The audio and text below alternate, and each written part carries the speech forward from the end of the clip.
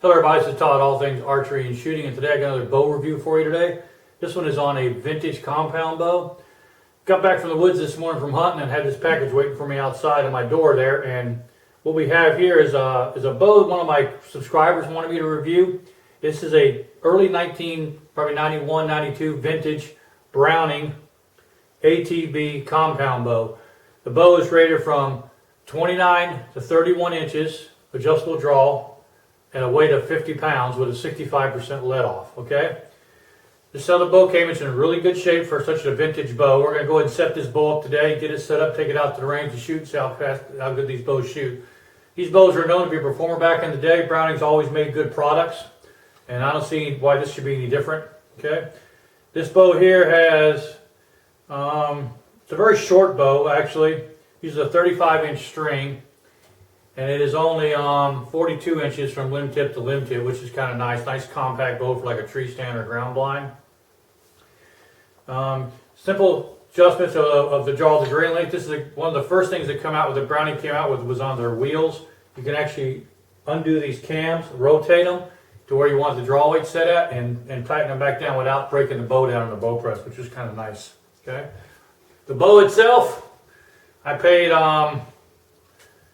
$39 on eBay for it, and it shipped, cost me $20 a ship, I think it was, so it's $59 I got in this bow right here, including shipping. All right, we're going to do today, we're going to go ahead and set this thing up today. We're going to get it all tuned up and set up kind of like I had it set back up for the day. We're going to use quite a few things that I got here. We're going to set it up with. Okay, we've got start from left to right. We've got a Copeland, a quickie quiver. All right, we've got a wrist arm holder, goes on here to hold up on your wrist. We got our tubing for our sight, our peep sight, and we have a hunter peep sight as well. We also have a 4-ounce stabilizer. Got a set of Cobra sights on there. I've also got a Cobra Wolf release or rest we're going to put on here. Of course, you got your cord to make our release loop with, and our nocks, and a bow square. And we're going to be using a pair of pliers, needle nose, and a hex key set. All right, let's go get this thing set up, okay? Okay, use a magnesium handle. It's got an attachable grip on it. It's got your bar here. The paint, it's your Browning camouflage paint's in good shape. Got your little Browning logo right here. All right. It's got a very large sight window. Adjust your weights on your weight bolts are right here. This is a carbon fiberglass type limb combination on both sides. All right. It's got your connection hole for your stabilizer, and of course for your sights and your rest. All right. These are your cams right here. It's a recurve type design. As you can see, this cam wheel you see right here, you just take these little 2 Allen screws, you can rotate that out by hand without actually bringing the bow down, and go on a bow press, and you can change your draw length on the fly there. I put a new string on this one, so it's got a new string on it. All right, it's a pretty heavy bow, probably weighs about 4.5 to 5 pounds. Pretty heavyweight bow. All right, we've got like I said, we've got a 4-ounce stabilizer. We have our nocks. We have our D-loop for our release. Got a bow square we're going to need to use it with. We got a set of Cobra sights right here, which is the old school sights with the fiber optics on them. I've got a hunter peep, which is right here. Of course, your tubing for the hunter peep. Have a little bit of this will go on the breast to keep the arrow from banging, making noise. It'll fit right over here like this, so it won't make noise on the arrow. You got your bow wrist guard right here, which goes around your wrist, keep the bow from falling out of your hand. Got your quick connect for your quiver. A quickie quiver right here. And of course we have a wolf release, which is right here. Okay. Let's go and get this thing all set up. All right, first thing I want to do is I want to get the rest set up. So let's set this old wiry rest on right here, which I don't like at all. We're going to change that out. Let's go ahead and swap that out real quick.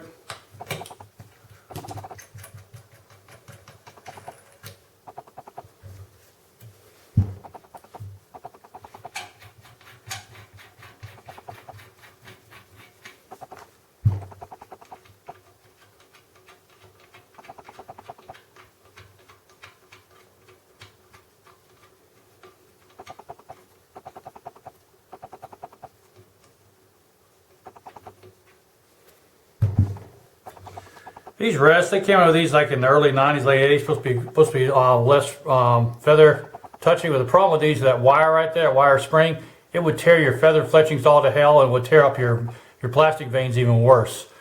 So these are not a very good idea at the time. That's why people stopped using them. Okay, let's go and get our rest out, which is right here.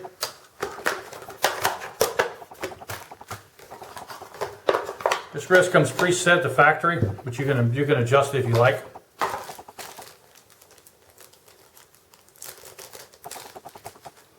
Very simple rest to hook up. Like I said, it's already pre-adjusted at the factory. All you need to do is just hook it up. It also comes with this extra connection here, which you can put this set screw in. You run that set screw through there, and that'll tighten up, keep from moving up and down on you. Okay.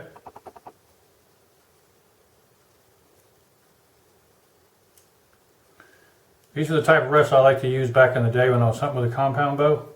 Just because you got plenty of clearance from your feathers or your veins, and it's almost an old school fall away rest. Get that mounted on there now. Again, what's good about that thing, you can adjust this up or down and then tighten up that set screw, and it'll actually get you where you want it to be at. That's great for zeroing in your bow.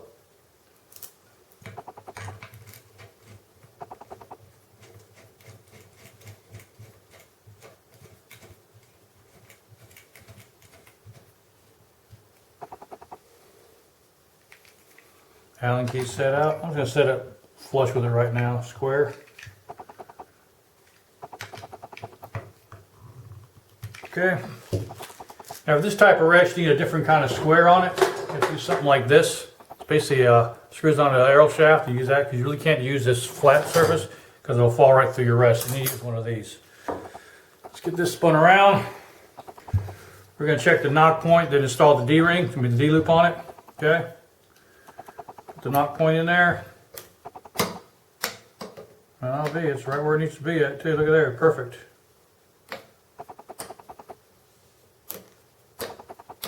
Okay. Okay, check it one more time now.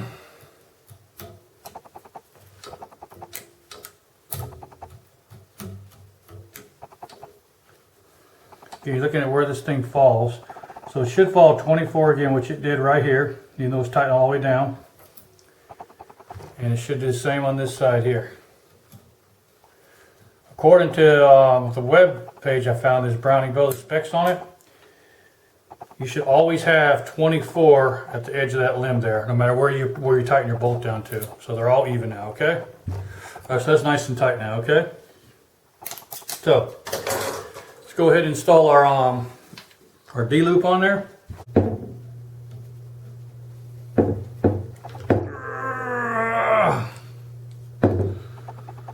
Okay.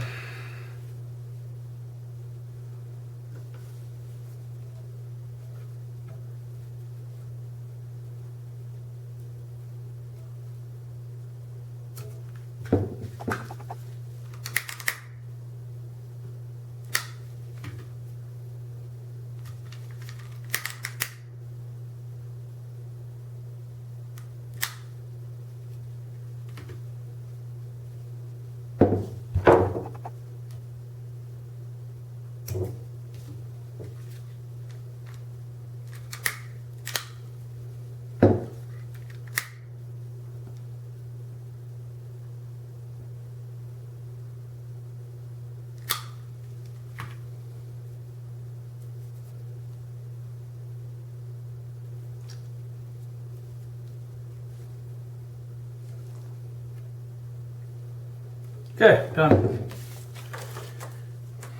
Yeah, it's been a while since I've done one of those, so right now let's go ahead and get our peep sight in. Okay. Peep sight goes in pretty easily.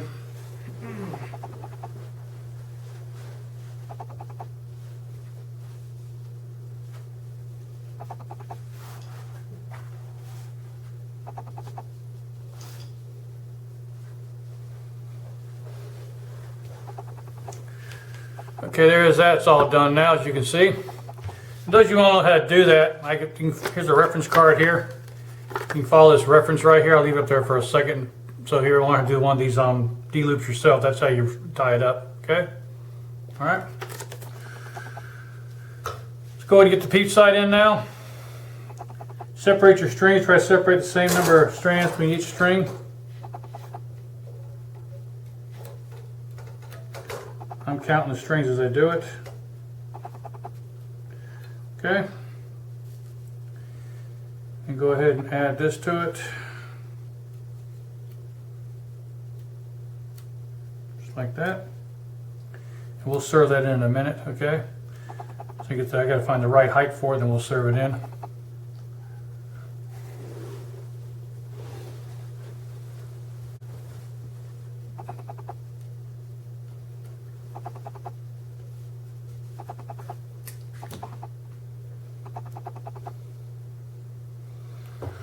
Okay.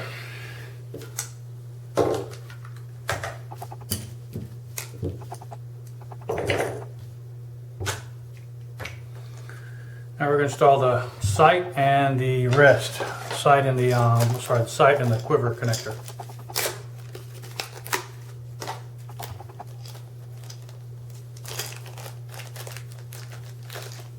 Okay.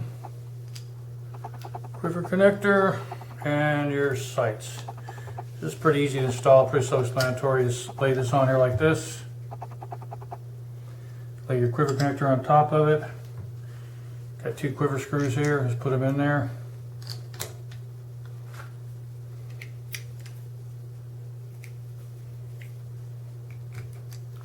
I was trying to find a match for camo for this, but I couldn't find one. It's the closest I could come up for a match to camo, so we're going to use this here.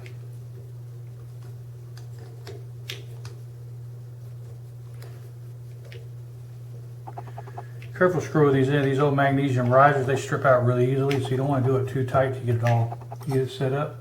So what I'm going to do is you want to bring this all the way up, just like that. So that gives you clearance for your arrow.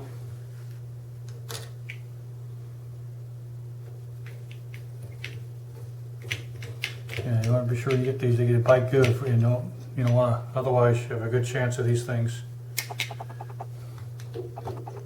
stripping out on you, but you don't want to strip out on you.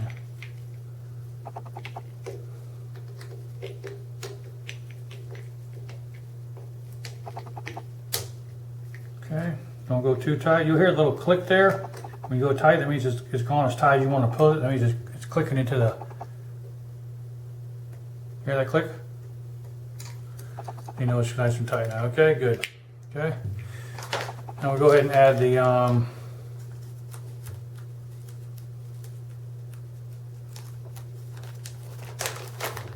wrist holder for the bow.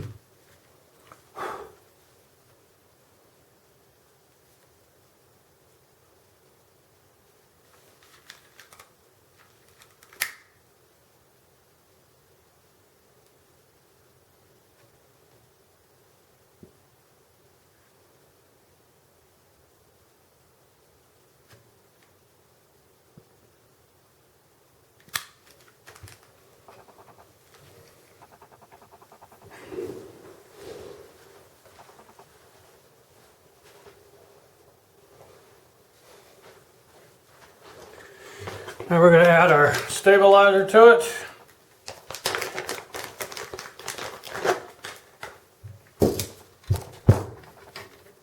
Which so take your stabilizer, the screws right in here, like this.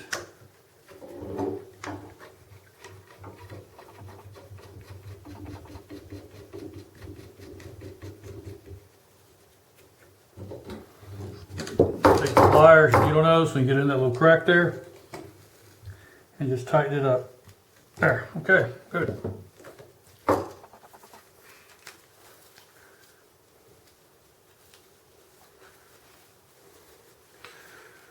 Locked in, okay.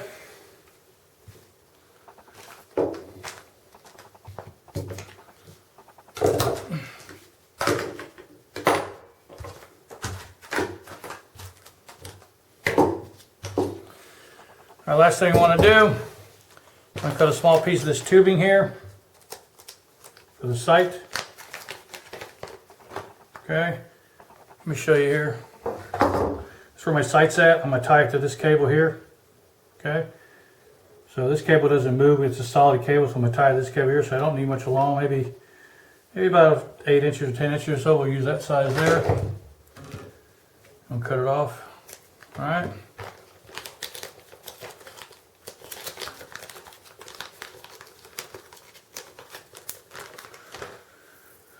Just want to do a little wet this with your mouth, like that. You put it in your mouth. Think it's a little wet, and you can put it right on top of your pin here.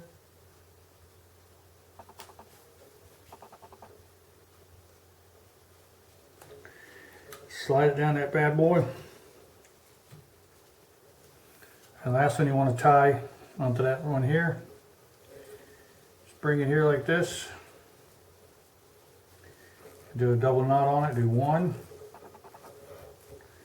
Do a second knot. That's two.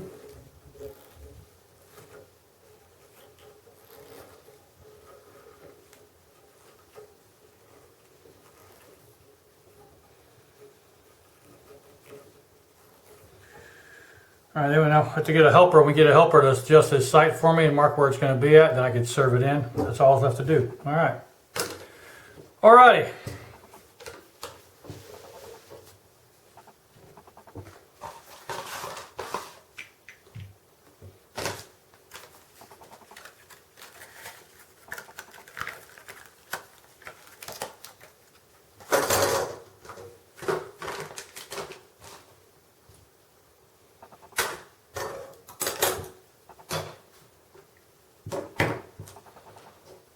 Next thing I'm going to do is I'm going to add this piece to it. What I'm going to do with this, I'm just going to stick this sticker right here. Most of I want to put it there just so when my arrow hits it, my arrow won't bang against it, okay? Okay, you got this here. Just go ahead and lay that in like this. All I'm putting this in here for is just so that my arrow will not bang against the side of that magnesium when I load it. There we go. Just like that, okay?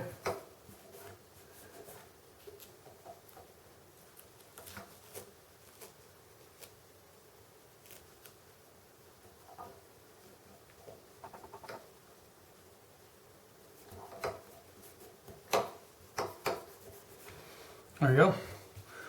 Alrighty, this is done now. It's fully set up except for my peep sight, which I'll do out in the range when I get to my target setting. Last thing I want to do is I want to check the draw weight on this thing and see what the draw weight is. Let's do that right now. Double check my D-loop, make sure it's nice and tight. Okay, good. Okay. It's supposed to be a 50-pound draw weight on this thing according to this. But at my 30-inch draw, it's coming in right at 55 pounds. So it's a little bit higher than the actual set draw weight on it. So,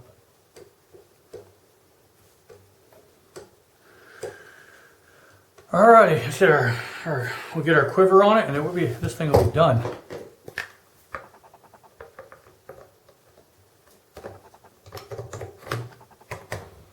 Perfect. If everything clears, works just fine. Okay.